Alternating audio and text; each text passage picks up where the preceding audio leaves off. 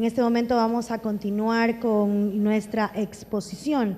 Nos acompaña el ingeniero Raúl Dávalos, él es representante de la Secretaría Nacional del Agua, ingeniero agrónomo graduado en la Universidad Federal Rural de Río de Janeiro, Brasil, máster en extensión agropecuaria en la Universidad Nacional del Litoral, Argentina. Experiencia de más de 25 años en desarrollo rural. Fue funcionario de entidades públicas como MAGAP y MAE, consultor de varios organismos internacionales como PNUD, PMA, FAO, BID y Banco Mundial. Actualmente es funcionario de la Subsecretaría de Riego y Drenaje de Senagua. Hoy nos trae el tema Políticas Públicas del Agua y Riego en el Ecuador.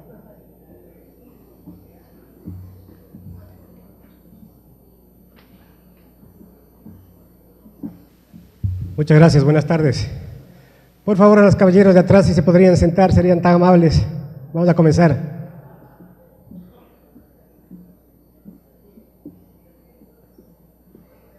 En primer lugar, quiero agradecer a la Superintendencia de Control de Mercado por esta invitación y felicitarle también por la iniciativa. Cuando se presenta la última charla siempre hay una desventaja y una ventaja. La desventaja es que ya todos estamos cansados y nos queremos ir.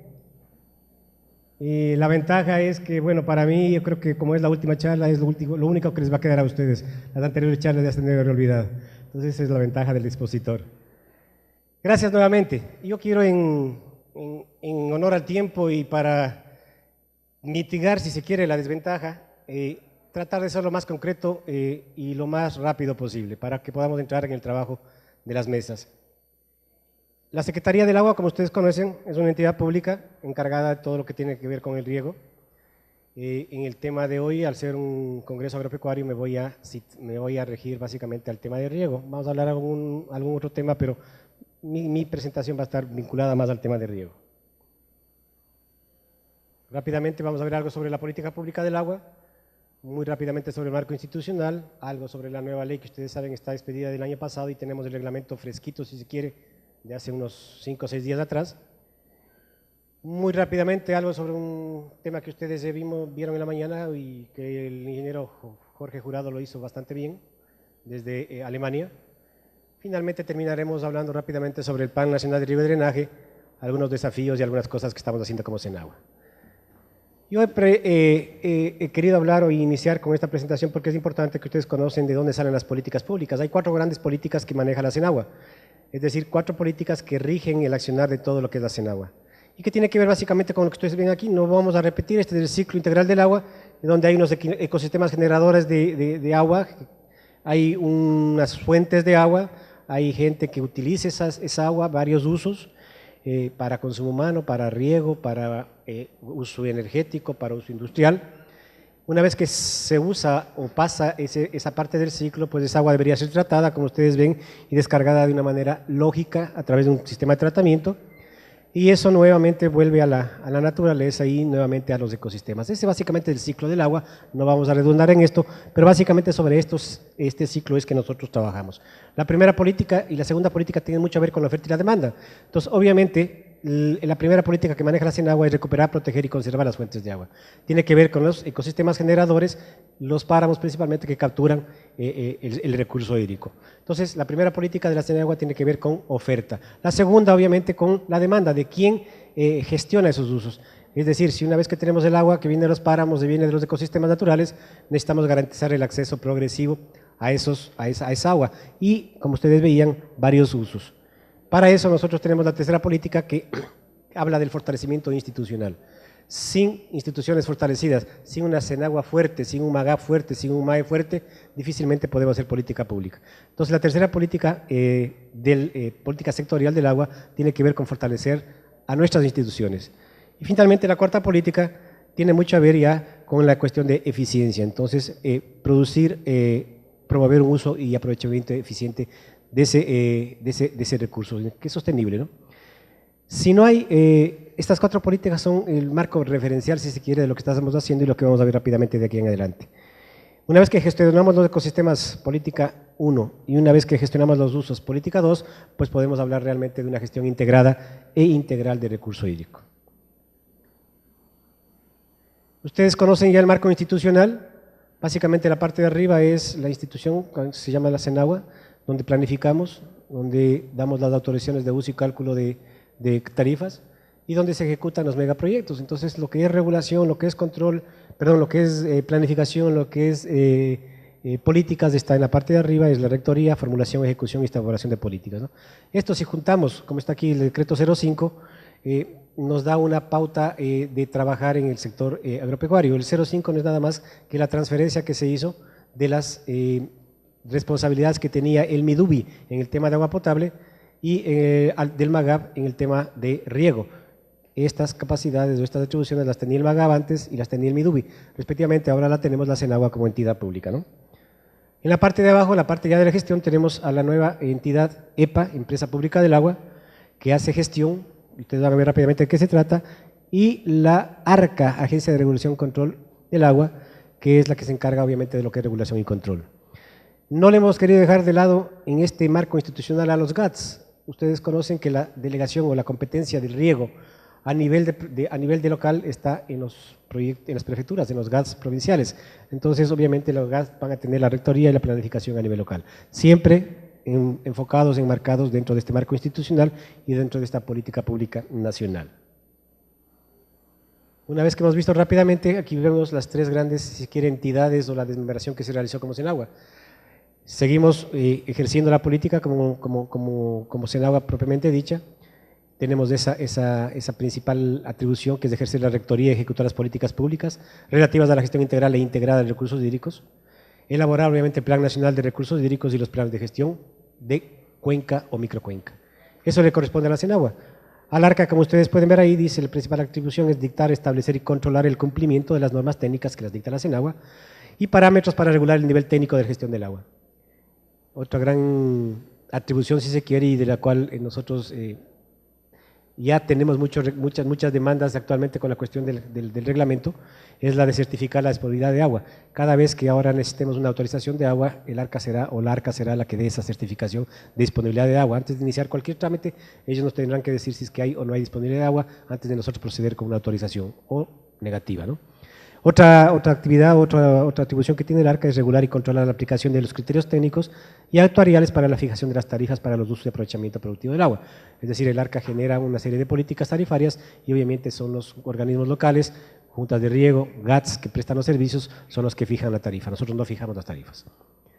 Finalmente tenemos la creación de la Empresa Pública del Agua, la EPA, si se quiere la de menor envergadura en el tema de número de personas, y también, si se quiere, la que está todavía en una etapa iniciando, porque tiene una gran responsabilidad, como es la de construir, contratar, administrar y supervisar los proyectos de infraestructura hídrica, obviamente de aquellos que son de competencia del gobierno central.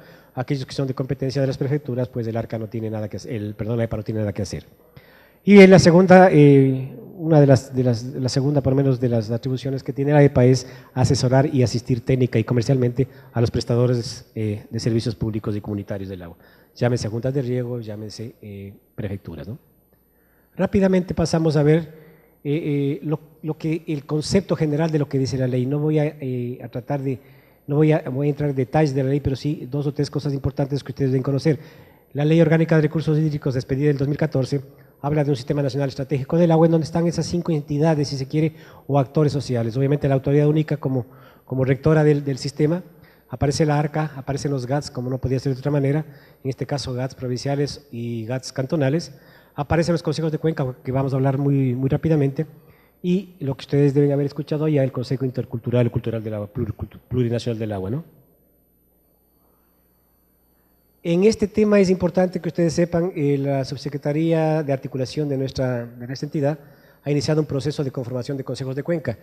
Ustedes van a ver que el Consejo de Cuenca tiene una función de tipo consultivo, ustedes lo ven ahí, es un órgano colegiado de carácter consultivo, liderado por la CENAGUA, integrado por los representantes, como ustedes ven ahí, de todos los gremios, de todos los sectores, industrial, acuicultura, hidroeléctrica, la propia juntas de riego, juntas de agua potable, Ministerio de Agricultura, MAE, INAMI, etcétera, todas aquellas instituciones que están vinculadas al tema de riego, ¿no? Este Consejo de Cuenca tiene la finalidad o el fin último de participar en la formulación, planificación, evaluación y control de los recursos de una respectiva cuenca. Se van a crear consejos de cuenca por demarcación, es decir, si se quiere llamar consejos de cuenca regionales, y se van a crear consejos de cuenca por unidad hidrográfica o por cuenca o subcuenca, dependiendo del tamaño de la cuenca. Básicamente las funciones que ustedes ven acá de los consejos de cuenca, lo voy a pasar muy rápido, pero es la de permitir la participación de una cantidad de actores que ahora posiblemente están invisibilizados y queremos que sean los artífices del desarrollo de los recursos hídricos en cada una de las cuencas hidrográficas. Entonces, entre las funciones tienen que elegir entre sus miembros a los representantes del Consejo Intercultural y Plurinacional. Acuérdense, el Sistema Nacional Estratégico del Agua hablaba de esta instancia, entonces los consejos de cuenca tienen que elegir representantes para este consejo. Participar obviamente en la formulación de directrices y orientaciones, así como el seguimiento del plan de gestión por cuenca, generar propuestas de política pública, pronunciarse ante la Autoridad del Agua en lo que tiene que ver con su tema, proponer temas prioritarios para la gestión de las cuencas, y la última que dice monitorear que las decisiones de política y planes de manejo integral de la cuenca se concreten en partidas presupuestarias. Esto es importantísimo porque no va a quedar en un solo documento, sino que el Consejo de Cuenca tiene la obligación de exigir a las instituciones públicas que están involucradas en este Consejo de Cuenca que ingresen o que tomen en cuenta recursos para poder viabilizar los programas y proyectos que salgan o que sean promulgados en estos consejos de cuenca. En Manabí, tengo entendido, se juntarán ya desde el próximo mes. La CENAGUA, como les decía, la dirección zonal y la demarcación de Manabí es la responsable de llevar adelante estos consejos de cuenca, de conformarlos, y ellos serán los que les hagan las convocatorias a todos los integrantes. Aquí, en la ley habla, y claramente lo dice, la cuestión de la no privatización del agua. Este artículo, el artículo 32, habla de la gestión pública unitaria. Les quise poner aquí para que vean claramente que nunca se habló en la ley de una privatización del servicio de agua, ni siquiera del manejo del agua, ¿no? Ustedes ven que siempre va a ser de tipo público o comunitaria, público a la rectoría, a la planificación, la gestión, la sanción y infracciones a través de la ARCA, la administración, operación, mantenimiento, infraestructura estatal, en este caso a través de los GATS o a través de la empresa pública del agua. Y en el tema de las juntas de riego, que sería el manejo comunitario, están involucrados directamente en la protección de las cuencas de agua, en la administración, operación y mantenimiento de la infraestructura que no se encuentra administrada por el Estado. Entonces, aquella infraestructura que es de las juntas, obviamente son las juntas las que tienen toda su potestad para administrarla, operarla y mantenerla. Aquí este gráfico lo que quiere mostrar nada más es la importancia de los GATS. Los GATS tienen la obligación o la atribución en la ley de planificar, construir, mantener y operar todos los sistemas que están en su jurisdicción. Y la Secretaría de Agua, obviamente, lo que va a dar o lo que hace es dar las políticas y los parámetros técnicos para que se dé esa planificación, esa construcción y ese mantenimiento de una manera adecuada. Siempre respetando entonces las políticas nacionales.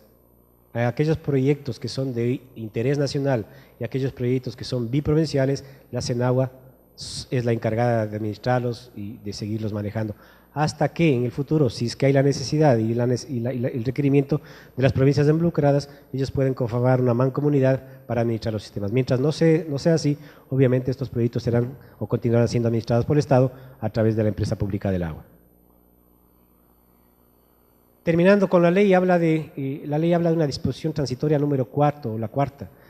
Es obligación nuestra en los próximos 2 años tener un inventario nacional de aguas superficiales y en los próximos 5 años un inventario nacional de aguas subterráneas. Y esto es por cuenca hidrográfica.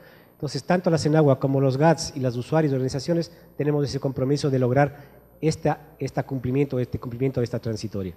Se ha iniciado ya el año pasado, hace 1 año y medio, se contrató ya una consultoría y ellos han iniciado ya con un trabajo para cumplir con esa transitoria, antes de que salga la ley, por supuesto. Es la elaboración del Plan Nacional de Recursos Hídricos. Rápidamente aquí les puse los 5 productos que este plan tiene que generar y que está generando. Entiendo que esa consultoría se terminará ya en el próximo mes de junio, mayo-junio. Lo primero que tenemos que recibir de esta consultoría es la viabilidad técnica, o sea, la valoración de la viabilidad técnica de todos los proyectos múltiples o megaproyectos que hablaba el ingeniero Jorge Jurado en la mañana. Entonces ellos han hecho ya un análisis de la viabilidad y de realmente si esos proyectos están bien ubicados y van a dar el beneficio-costo que todos esperamos. Eso ya lo han hecho, hay un informe y se presentará, como les digo, en los próximos días. Se va a contar con un catálogo de información homogénea de la información existente necesaria para la planificación de los recursos hídricos. Se elaborará el análisis y el diagnóstico de detalle de la situación actual de las cuencas hidrográficas, de todas las cuencas. Disponer, obviamente, del Plan Nacional de Gestión de Recursos Hídricos por cuenca y contar con un plan de gestión de gobernabilidad a nivel nacional y para cada una de las cuencas. Estos son los 5 productos que va a generarse, que están generándose y que van a ser recibidos, como les digo, en los próximos 2 meses. Finalmente, la última disposición, que es la 11ª, nos obliga a tener en los próximos 2 años, a partir de la promulgación de la ley, este producto, ¿no?, que dice evaluar el funcionamiento técnico y financiero de las juntas organizaciones de regantes que prestan servicios, ¿no? Entonces, se ha iniciado también este año, en el mes de febrero se contrató un trabajo. Para este año tendremos ya a final de año una evaluación ya bastante acercada de cómo están las juntas de riego, y la idea no es hacer un control, si se quiere, de esas juntas, sino más bien ver cómo están las juntas para ver dónde se les puede fortalecer. La idea es esa. No voy a profundizar mucho, ustedes conocen, y el ingeniero Jorge Jurado, ex secretario de la CENAGUA, pues ya lo dijo en la mañana, hay un problema de inequidad, si se quiere, en el tema del agua, la corriente o la vertiente amazónica con una cantidad de agua sumamente grande, pero con pocos habitantes, y la corriente o la vertiente del Pacífico con muy poca agua, pero con una cantidad muy grande de habitantes. Entonces ahí viene el problema, tenemos mucha agua en un lado y poca agua en el otro lado. Ustedes saben, el agua que tomamos en Quito viene de la vertiente oriental. El agua que se va a regar en el proyecto Cayambe-Pedro Moncayo viene de la vertiente oriental, y eso cuesta mucha plata. Trasvasar las cuencas hidrográficas cuesta mucho dinero, pero es la única manera de tener agua en las cuencas, en la cuenca del Pacífico. Ya lo dijo Jorge, el 80% de los usos es para riego, el resto para consumo humano y para otros usos, pero lo que quiero que vean es el gráfico de la derecha.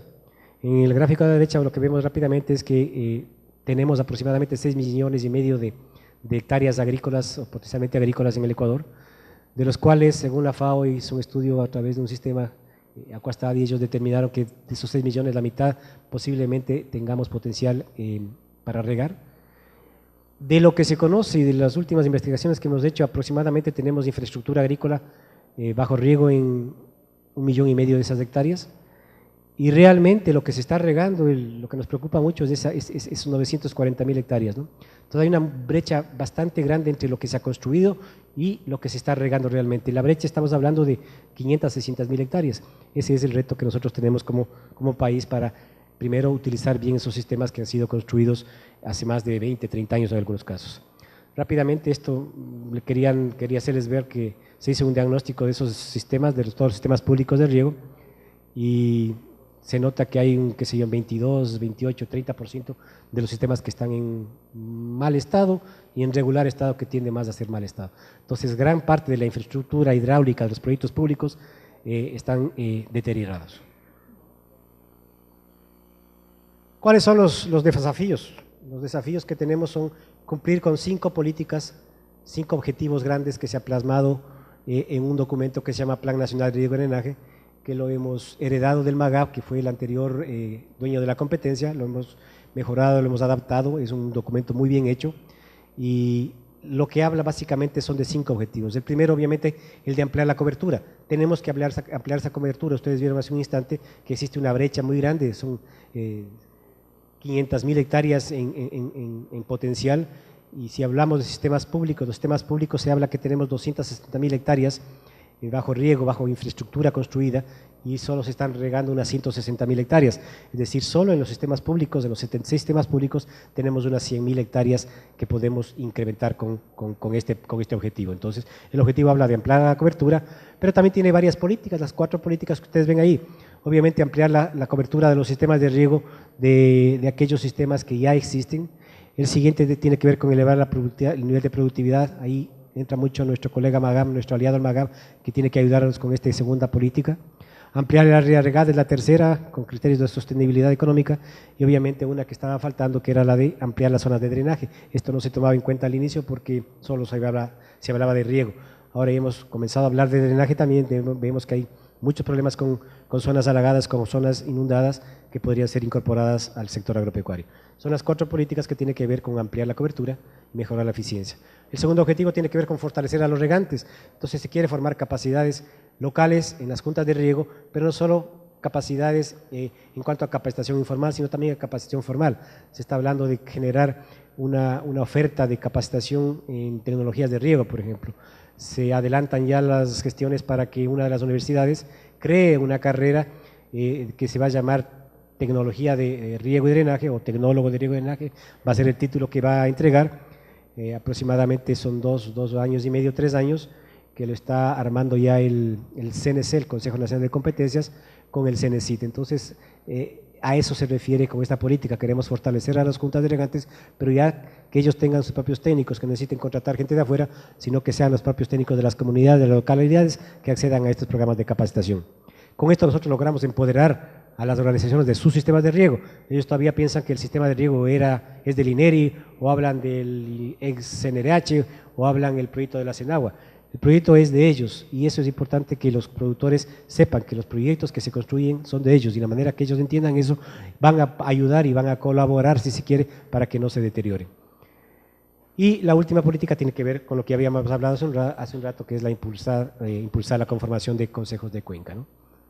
El objetivo 3 tiene que ver con el fortalecimiento de nuestra institución. La CENAGUA, de hecho, ya es una institución desconcentrada. Tenemos 9 demarcaciones. En Quito se hace muy poco, y lo que queremos es, además, descentralizar. La competencia, como ustedes saben, se pasó a los GATS en el tema de riego y drenaje. Entonces, el objetivo, si se quiere, se está cumpliendo bastante bien, ¿no? Entonces, con esto lo que buscamos es garantizar el cumplimiento y la articulación de una política nacional, y construir también una plataforma informática. Dentro de este objetivo, para fortalecer a la CENAGUA, se necesita que tengamos información. La información es muy dispersa, muy mal hecha, muy mal conformada. Cuando necesitamos información tenemos que ir a buscar a varias instituciones, y cuando acudimos a esas instituciones encontramos información muy antigua, sin georreferenciar y con poco condumio, digo yo, para tomar decisiones. Entonces, lo que se busca también es que dentro de una de las atribuciones que tiene la CENAGUA de crear un portal, si se quiere, público, lo llaman el portal público del agua, pues todo lo que es información pueda ingresar a ese portal. Y que ustedes desde cualquier parte de nuestro país o fuera del país puedan consultar en qué estado está cada uno de los proyectos que se ejecutan a nivel nacional. La política cuarta es la que más, el objetivo cuarto, perdón, es el que más nos complica la vida, tiene que ver con regularizaciones. Jorge Jurado hablaba en la mañana de una inequidad. De hecho, hay mucha agua por ahí que se está perdiendo, no me atrevería a decir que se está robando. Nosotros llamamos más bien de autorizaciones o de falta de autorizaciones y de usuarios irregulares, ya ni siquiera ilegales, así dice la ley. Entonces vamos a tratar de regularizar a esos 4.000 que habla el último estudio, 4.000 autorizaciones que no hay autorizaciones, perdón, sino que son usuarios irregulares. Entonces ojalá podamos en el corto tiempo, como ustedes vieron, una de las transitorias nos obliga a que en los próximos 2 años tengamos que regularizar a todas esas autorizaciones de uso. Entonces tenemos que revisar y regularizar esas autorizaciones, ver dónde hay acaparamiento, quién está usando y quién está abusando del agua. Es una política bastante complicada, pero que tenemos que hacerla. Un objetivo, perdón. El último objetivo tiene que ver con el ambiente. No podemos hacer nada, no adelanta que nosotros sigamos trabajando con el agua, sino buscamos que ese trabajo sea cuidando el ambiente. Entonces este objetivo, como ustedes ven, tiene básicamente ese condumio, la idea de que todo lo que hagamos en el campo tiene que estar relacionado con el cuidado del ambiente, cuidado de la cuenca, cuidado de los suelos, cuidado de las aguas superficiales y subterráneas, y obviamente promover la participación de las organizaciones para que también nos ayuden a conservar. El Estado no puede hacer nada si la organización comunitaria, la Junta de Riego, no hace nada para cuidar sus fuentes de agua, ¿no es cierto? Esos son los 5 objetivos rápidamente, como les decía, y con esta lámina, 2 o 3 láminas termino. Nos referimos básicamente a los desafíos. Esta lámina lo que quiere mostrarles es el incremento, o por lo menos el recurso que se está pasando a los GATS a través de la competencia. Como les decía, se traspasó al GAT la competencia, pero también se les pasa recursos. Se les ha pasado pues hasta ahora $178 millones en aproximadamente 269, 270 proyectos de riego y drenaje, todo lo largo y ancho del país. La única provincia que no ha hecho uso todavía de esos recursos es la provincia de Galápagos, pero entiendo que este año ya van a presentar proyectos. Esto funciona a través de los GATS. Los GATS, si se quiere, a través de su plan provincial de riego y drenaje elaborado, ellos sacan las necesidades de la gente, reciben los requerimientos de las poblaciones, de las juntas, elaboran los proyectos y nosotros lo que hacemos es darle la concordancia a esos proyectos para que Finanzas ni siquiera pasa la plata por Senagua, sino que Finanzas transfiera directamente a los GAD de esos recursos. Entonces, desde el 2012 que se le pasó la transferencia, hasta el 2014, que fue la última transferencia que se les hizo, se les ha pasado aproximadamente esa cantidad que ustedes ven ahí. Y es para gasto corriente y administración, como está por ahí, y también para gastos de inversión. Para gasto corriente y administración pasa directamente sin ni siquiera nosotros pedirle a Finanzas que se haga esa transferencia, y cuando es para proyectos de inversión sí pasa por nuestras manos para nosotros verificar que ese proyecto esté concordante con nuestras políticas y con el Plan Nacional de Riego y Drenaje. Eso básicamente con los proyectos invertidos por los GATS, que es importante que ustedes conozcan. Hemos iniciado este año un trabajo de repotenciación de los 76 sistemas de riego públicos en todo el país. La idea es realizar el inventario de la infraestructura de riego y caracterización socioeconómica de esos proyectos. Una vez que tengamos esa primera etapa, seleccionar, identificar iniciativas o alternativas para repotenciar esos proyectos. Se estima que de estudios previos que se requerirán unos 250 millones de dólares para repotenciar toda la infraestructura pública. En infraestructura pública me refiero a los proyectos que están o que han sido construidos desde hace más de 30 años, desde, si alguien se acuerda del ex INERI, de CNRH, INAR, de instituciones que manejaban antiguamente el tema del agua, ¿no? Y también se buscará con esto pues acciones de carácter transversal. Como les decía, se piensa generar un geoportal, se piensa generar un programa de capacitación para las juntas de riego, se fortalecerán a los GATS y algunas acciones más de carácter transversal. Quería terminar básicamente con lo que habló en la mañana también Jorge, qué estamos haciendo ahora y a dónde vamos caminando, ¿no es cierto? Estamos hablando de megaproyectos o multipropósitos, como también se los conoce, uno que ya se entregó hace pocos meses atrás, fue inaugurado ya, el proyecto Chongón San Vicente, es para riego y para consumo humano. Ustedes ven aproximadamente 9.000 hectáreas que se incorporarán al riego, un costo de 63 millones de dólares en las provincias como ustedes ven, de la provincia de Santa Elena, ¿no?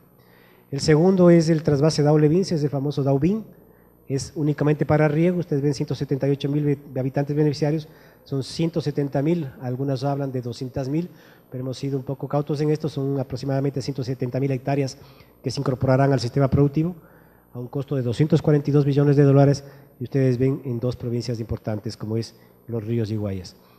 El trasvase Daule multipropósito Chone, ustedes más que nadie lo conocen, son de acá de la provincia, para riego es muy poco, son 2.000, 3.000 hectáreas, bueno, poco en relación a los otros, pero lo que más nos interesa de este proyecto pues es el control de inundaciones. Ya en este año ya hemos podido, si se quiere, contrarrestar en algo las inundaciones que sufre Chone. Lamentablemente, como ustedes conocen, son 3 ríos los que le afectan a Chone, no solo uno, y este proyecto abarca el río más grande. Hay 2 ríos más que ojalá se pueda construir en el futuro un proyecto que termine con el problema de inundación en Chone. Un proyecto bastante costoso, 126 millones de dólares, y beneficia única y exclusivamente al Cantón Chone. Este también es para consumo humano, ¿no? Es multipropósito, es agua, consumo humano y control de inundaciones. El Bulubulo se inaugura creo que la próxima semana o de aquí a 15 días, un proyecto interesante para control de inundaciones únicamente. Se han invertido 80 millones de dólares y será inaugurado, como les digo, en los próximos días. El de inundaciones Cañar, que terminará el 2016, igual son 40.000 hectáreas protegidas, 60.000 beneficiarios, es únicamente control de inundaciones y un presupuesto de 315 millones de dólares.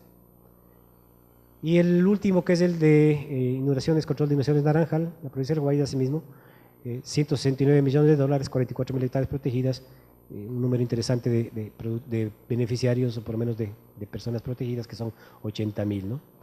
Esos son los 6 megaproyectos que están en construcción, en algunos casos, otros ya terminados, y que todos deberán terminar como se ha comprometido el presidente hasta el 2016.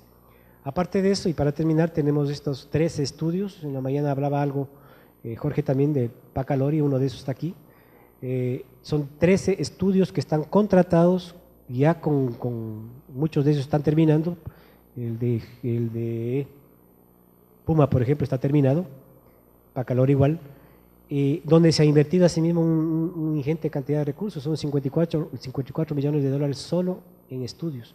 Esto implicará asimismo una inversión aproximada de más de 1.000 millones de dólares. Si ustedes vieron en los proyectos anteriores, si sumábamos estos montos, también llegábamos a un monto de más de 1.000 millones de dólares de inversión. Entonces estamos hablando de 2.000 millones de dólares en los 10 o 12 años desde 2008, ¿no? Son 362.000 hectáreas más que se van a incrementar con estos estudios, más las 200.000 que tenemos aproximadamente, 220.000 con los 6 que ya están siendo construidos, y más las 100.000 que hablábamos con los GATS, pues tenemos entonces básicamente cubierta la brecha que habíamos hablado al inicio. Una inversión bastante interesante y ojalá pues podamos tener resultados muy rápidamente. Eso rápidamente pues es lo que tenía para decirles, espero no les haya cansado. La Secretaría del Agua pues agradece nuevamente a la Superintendencia por esta invitación. Muchas gracias.